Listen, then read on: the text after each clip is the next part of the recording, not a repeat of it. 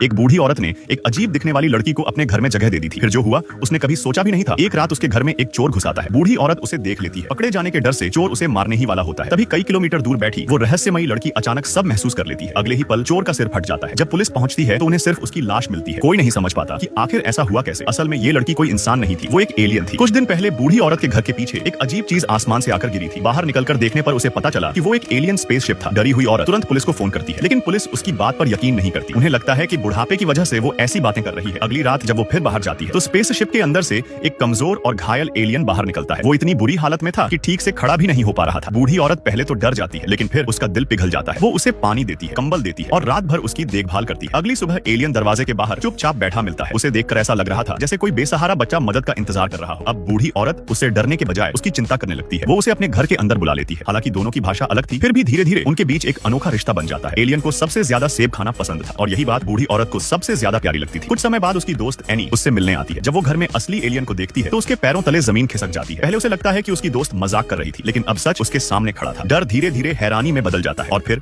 वो भी इस रहस्य का हिस्सा बन जाती है। अब दोनों मिलकर एलियन की देखभाल करने लगती है। कुछ समय बाद उनकी एक और दोस्त भी इस राज के बारे में जान जाती है। अब तीनों बुजुर्ग औरतें मिलकर एलियन की रक्षा करने लगती हैं। धीरे धीरे एलियन भी इंसानों के बीच रहना सीख जाता है। वो घर के काम समझने लगता है, टीवी देखता है, लोगों को पहचानने लगता है और एक परिवार का हिस्सा बन जाता है। उधर पूरी दुनिया उस रहस्यमयी स्पेसशिप को ढूंढ रही थी। सरकारी एजेंसियां भी उसकी तलाश में जुट चुकी थी, लेकिन इन तीनों औरतों ने किसी को कुछ नहीं बताया, क्योंकि अब वो एलियन उनके लिए कोई अजनबी नहीं था। वो उनके परिवार जैसा बन चुका था। एक दिन एलियन एक अजीब तस्वीर बनाता है। पहले किसी को समझ नहीं आता कि उसका मतलब क्या है, लेकिन बाद में पता चलता है कि वो अपने स्पेसशिप को ठीक करने की कोशिश कर रहा था। इसके लिए उसे 7 बिल्लियों की जरूरत थी। तीनों औरतें उसकी मदद में जुट जाती हैं। काफी मेहनत के बाद वो सारी बिल्लियां इकट्ठा कर लेती हैं। फिर एलियन अपनी अनोखी शक्ति का इस्तेमाल करता है। कुछ ही देर में उन बिल्लियों की ऊर्जा एक चमकदार लाल पत्थर में बदल जाती है। यही पत्थर उसके स्पेसशिप का ईंधन था। जैसे ही वो पत्थर मशीन में लगाया जाता है, स्पेसशिप दोबारा चालू हो जाता है। ये देखकर तीनों औरतें हैरान रह जाती हैं, लेकिन खुशी के साथ साथ उदासी भी थी, क्योंकि अब एलियन के घर लौटने का समय आ चुका था। तीनों अपनी तरफ से उसे विदाई का तोहफा देती है। कोई उसे एक खूबसूरत लैंप देता है, कोई गर्म स्वेटर, तो कोई अपनी पहचान की सबसे प्यारी निशानी। इसी दौरान सरकारी एजेंट भी उसकी लोकेशन तक पहुंच जाते हैं। हालात बिगड़ते देखकर एलियन तीनों औरतों को अपने स्पेसशिप में बैठा लेता है। कुछ देर बाद